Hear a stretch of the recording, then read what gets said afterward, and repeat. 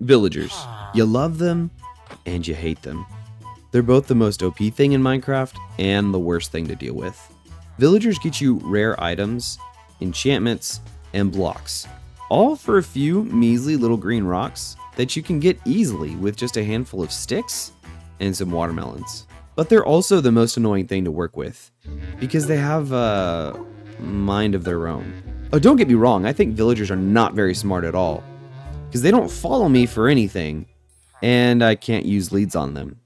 They only go to their job blocks about half the time, and then only to their beds at nighttime. Don't even get me started on other methods of moving them.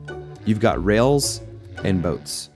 One is material intensive, and the other just depends on villager AI too much. That's why I upgraded the villagers in my Minecraft world to be able to fit in my pocket. So, what does one do with a pocket full of villagers? Well, certainly not keep them there.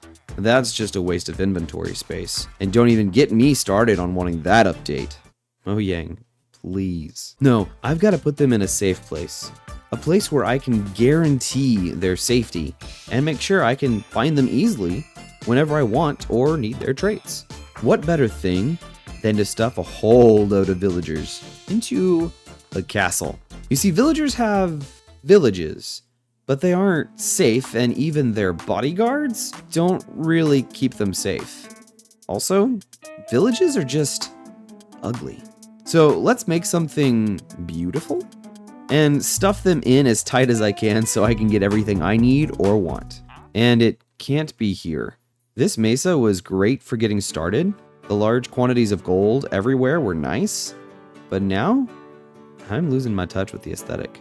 But if I'm going to shove villagers in a castle, I'm going to need quite a few materials to get started. I'm going to need villagers, some gunpowder, some paper, and I'm going to need to get a better method of transportation. So, I spent the next several hours gathering resources and building farms. I really turned this place from something ugly to something horrendous. I kidnapped a couple of villagers from the village down the hill and forced them to make me some friends. Yeah, let's go with that. Which, you know, they didn't seem to mind. Then, in addition to all that, I threw up some other farms. A sugarcane farm. Man, let me tell you, the Badlands really ruins the look of sugarcane. Then I added a creeper farm. Maybe you see where I'm going with this. And then I threw in an iron farm. It was a new type of iron farm for me, and it was super easy. Thanks to Voltrox for the no zombie iron farm. It's amazing. The iron farm was really just a bonus I threw together because it's a basic need and I had a bit of extra time on my hands. Then I decided to go for the best method of travel in game. But in order to do that, I needed a few extra materials and to risk my entire world for this one item. I was going to need some blaze rods and ender pearls from the nether. So, to the nether we went. I found a fortress relatively quickly, thank God, and was able to, after navigating the fortress for a hot minute, okay, fine. I was able to gather enough blaze rods for what I wanted. The tricky part was getting the ender pearls. I had no idea where a warped forest was, and piglins sure weren't being any help either. So I spent a while wandering around the nether, hoping to avoid danger or overcome it. Ghasts really aren't as scary as they used to be. Maybe it's because I invested in Prot 4 diamond armor, or because I really wasn't bridging around that much, but after about 30 minutes, I finally stumbled into a massive warped forest, where I was able to quickly get the ender pearls I needed, and then I headed out of the nether. But even with the coordinates of my return portal saved, I still had some trouble with getting turned around. After I made it out, it was time to head to the end for our elytra. I shoved the end pearls and blaze powder together and went in search of the end portal. I expected a long journey, but the stronghold was literally right underneath my mountain. I explored the stronghold a bit, found the portal and a library, got a bit of treasure, nothing really too fancy, and then I went to the end. Well, here goes nothing. I bridged over from my obsidian platform and took aim at the end crystals. And of course, I never missed a shot.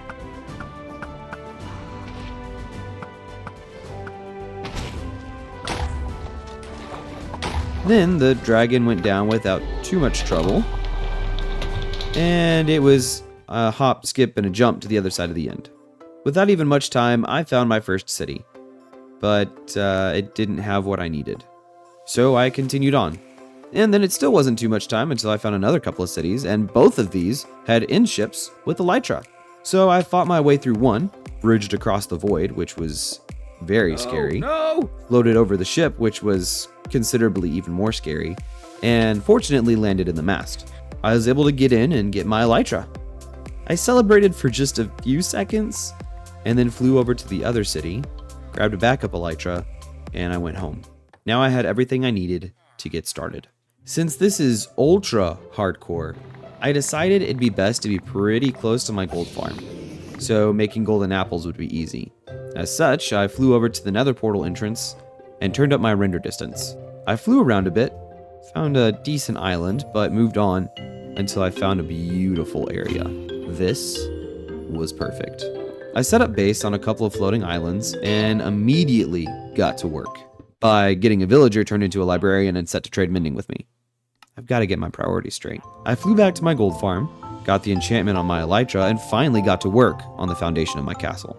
I flew to a nearby hill and removed a couple of layers of dirt. I tried working out a design for the build and flopped around a bit. I thought about making round towers, but that made the build feel a little too funky, so I went with something more basic.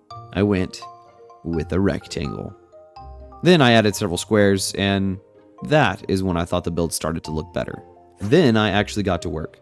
I flew back and forth gathering stone, andesite, gravel, and cobble for the base layer, while trying to increase my emeralds with 2 farmers and a Fletcher to deck out the rest of my gear and items with mending. This part took a little while because the dude was literally trying to sell me mending for 30 plus emeralds. When I finally had a shape built out that I was happy with, I started gathering wood. I had to use a lot of Google for inspiration here too. I mean, I liked the base layer okay, but it needed more detail and an upper layer that looked a bit different. So I added some spiky bits all around the wall and a couple of roofs on the towers and a wooden house on the central square. And it thought it looked pretty good. Then I decided what would make it look even better is if I retextured the entire build, because I just initially sort of just threw materials together to get the shape, and it looked like it needed a lot of work. Finally, I had it done. Well, mostly. The interior still needed to be changed, and the villagers needed to be added. It was somewhere in here that I noticed that I'd managed to survive over 100 days. I have been working on this project for so freaking long that I have ended up crossing over 100 days in this world. Heck yes. Over 100 days in this ultra hardcore world where we got down to half a heart and have survived. Let's keep this going, guys. I'm so stoked. Oh my gosh. So I dug out the floor and replaced it with path, coarse dirt, and oak slabs. I also added bushes, fencing, and a bit of textured path on the outside for some detail. Then I added in a bunch of librarians and masons. I housed my Fletcher in a tower and added a cleric, armorer, toolsmith, weaponsmith, a butcher, and a fisherman. I'm not sure how many villagers that is, but if you can count them and leave a comment about it, I'll put your name on a sign somewhere in my world. I spent most of the time in the rooms trying to decorate the room to fit the vibe of the villager profession. It worked out okay for most of them, though the weaponsmith, toolsmith, armor, and masons really didn't get many decorations. And the cleric quit his job, so I guess I can't really say his room was decorated according to his vibe. But the librarians got a bunch of bookshelves, and the other rooms turned out pretty sweet too. What do you guys think about the build? Do you have any suggestions for the rooms we didn't get decorated? Oh, and by the way, I need help redesigning a better gate area. The build actually hasn't been super safe like I wanted, and I almost died a few times to creepers, and the villagers were definitely zombified a few times. Though that really did help me out in the end. Mending is dirt cheap. Thank you for watching, and thank you to my YouTube members and Patreon supporters. Without you guys, none of this would be possible.